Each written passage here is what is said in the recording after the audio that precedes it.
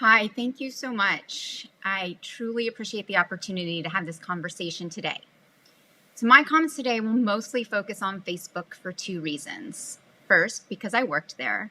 And second, because I do believe that of all the social media companies, Facebook is the most powerful and has been the most negligent in the space of fixing some of the ways the company has helped spread disinformation and distrust. So, on the question of business models, I'm happy to see you focusing on the business model. Content moderation, while incredibly important and complicated, alone will never fix this. We must get to the questions about the systemic issues that make the platform ripe for disinformation, conspiracy theories, radicalization, and hate to begin with. I and others have argued for years that a business model predicated on inferring as much as they can about who we are by tracking our data on and off their platforms to sell targeting tools to advertisers is dangerous for democracy. Facebook's bottom line depends on provoking strong emotions to keep us engaged, often incentivizing inflammatory, polarizing voices. Whether that is intentional is besides the point. It is what's happening. As their own algorithms have learned, the unfortunate reality is lies are more engaging online than truth, and salaciousness beats out fact-based reasoning in a world optimized for frictionless virality. As long as algorithms' goals are to keep us engaged, they will feed us the poison that plays to our worst instincts and human weaknesses. Again, I'm not saying this is Facebook's goal, but it is what their platform has been demonstrated again and again to be doing.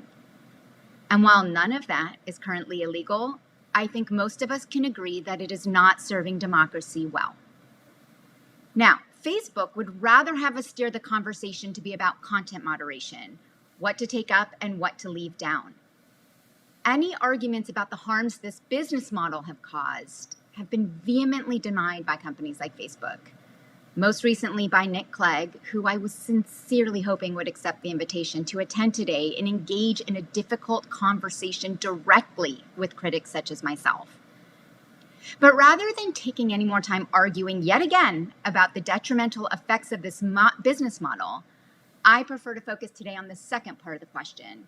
Has Facebook done enough to combat disinformation? Facebook leadership has made an intentional business decision again and again to protect those in power, not just in the US, but around the world, often to the detriment of the public. While I spent most of my career focused on global issues, I have spent the past few years deeply involved in elections integrity issues in the United States. But I believe the US example has valuable lessons for how Facebook makes decisions and how that will affect you here in Europe as well. In the run-up to the 2020 election, we all know that Donald Trump violated Facebook's policies over and over again. But he was given special treatment, all the way from the top of Facebook leadership. By refusing to fact-check politicians, while also providing them sophisticated tools to grow their audiences, make their content go viral without any friction, and target vulnerable populations, Facebook tilted the scales to push more people to believe in conspiracy theories about the election. And we saw the ultimate result of that negligence on January 6th. I am not saying that social media bears the sole responsibility for the state we are in today. But Facebook's response that they're just a mirror to society is a convenient attempt to deflect any responsibility for how the platform amplified harmful content, allowed elite voices to intentionally undermine an election, helped facilitate hate groups organizing and planning on their platform, and even worse, for how their own tools helped hate groups recruit, connected people who met in real life and committed crimes, and even auto-generated hate groups. Facebook could, if they wanted to, fix some of it. Let's look at this US example. In the run-up to the 2020 elections, they could have stopped amplifying and recommending the conspiracy theorists, the hate groups, purveyors of disinformation, and in some cases, even the president. In fact, that's exactly what I and so many others were begging them to do, warning again and again what was coming. They could have stopped using the same personalization techniques to deliver political discourse that they used to sell us sneakers. They could have built in guardrails to stop certain content from going viral before being reviewed, and they could have done all of this without being what they call the arbiters of truth. But in the case of the Stop the Steal campaign and other disinformation campaigns about the election and ultimately calls to launch an insurrection, they chose not to. Their own employees have written internal letters to leadership pleading with them to stop letting political decisions trump their integrity efforts. Their own internal studies, as detailed by the Wall Street Journal, proved to Mark Zuckerberg that their algorithms facilitated polarization and pushed people into extremist groups. A number of former employees, myself included, have spoken up about what they saw at the company, despite Facebook's efforts to silence us with non-disparagement agreements attached to severance pay. So when I was at Facebook, the first thing I tried to tackle was disinformation and political advertising. And second, I tried to tackle voter suppression in particular in political ads. There was no appetite for either, and eventually I was pushed out. These should not have been controversial ideas. But in retrospect, they were policies that would have angered the incumbent at the time, and Facebook chose power preservation over protecting the integrity of our election. No, there is no easy, quick legislative solution that will create a healthy information ecosystem that helps democracy thrive. This will require looking at the entire ecosystem, but that does not mean the status quo can continue. The company intentionally scaled recklessly to dominate the entire global public square, in large part due to a permissive legal environment in the United States. But they do not want to bear responsibility as the stewards of those democratic spaces. So to wrap up, let me be crystal clear. I am not anti-tech.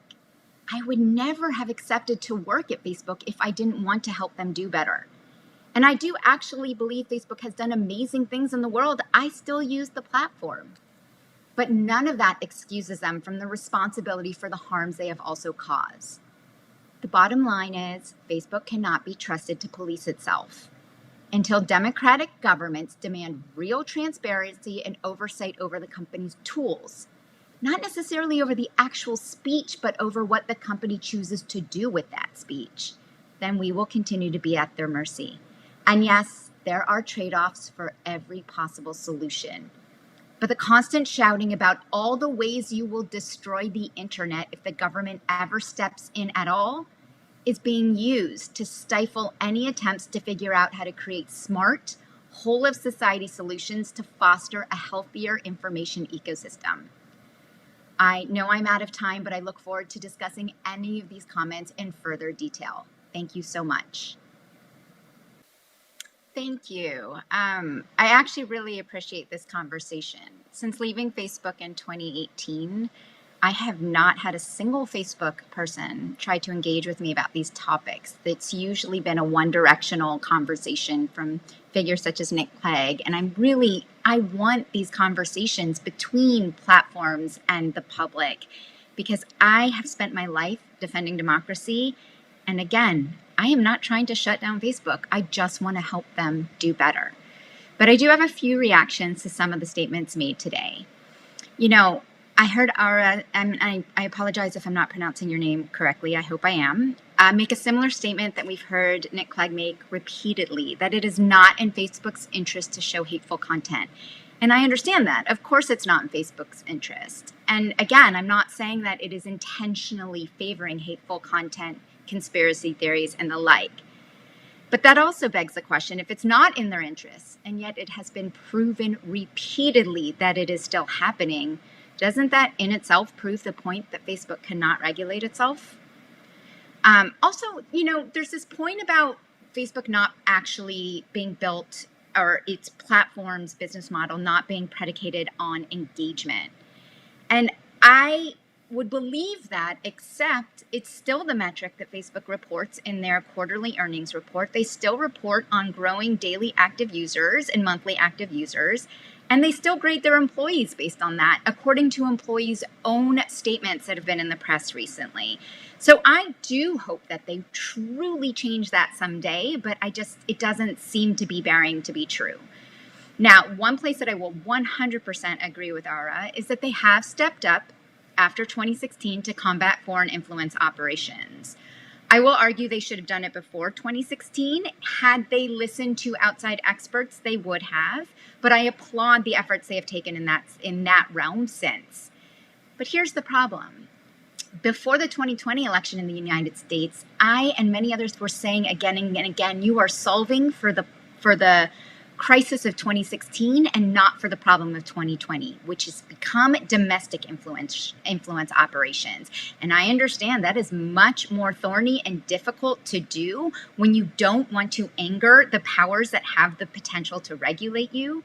It was politically complicated for Facebook, but let's be clear, they were negligent. Stop the Steal is just one of many examples where they were negligent on the domestic influence operations. I stand by my belief that Zuckerberg's no fact-checking politicians, a policy I personally bumped up against when I worked there, or this newsworthy exception that grew out of that those are two of the most dangerous things that happened in terms of democratic conversation, coupled with the tools and exemptions given to the powerful at the expense of the rest of us. These were all business decisions that harmed democracy. Now, all of the conversations about content moderation, what to leave up, what to take down, what to fact check, what to label, they're incredibly important. But those are all reactionary conversations. None of that touches on the core of what I'm concerned with. The tools that these platforms are providing to help purveyors of disinformation thrive. It's like cleaning up the oil spill as opposed to putting in the proper security mechanisms in place to ensure that the oil spill doesn't happen to begin with. Personally, I've always argued that lawmakers need to focus on requiring transparency and regulatory oversight of these tools, such as the recommendation engines, the targeting tools, and algorithmic amplification, rather than the non-starter of regulating actual speech. I know I only have a few minutes, so I'm just going to wrap by saying Facebook has spent years arguing that they don't want to be the arbiters of truth. And I agree with them. I don't want them to be either. But they don't want to be the gatekeepers to information. They don't want to be held responsible for the harmful content, including disinformation on their platform. I think we can agree at this point that the situation as is not sustainable. They can't just provide these targeting tools, these algorithms that help content go viral, these recommendation engines that push us all towards certain content, and say they play no role and bear no responsibility for the breakdown in trust, and in some cases have actually helped foment violence offline. I am very glad that they are calling on governments to regulate and that they appear more willing to cooperate.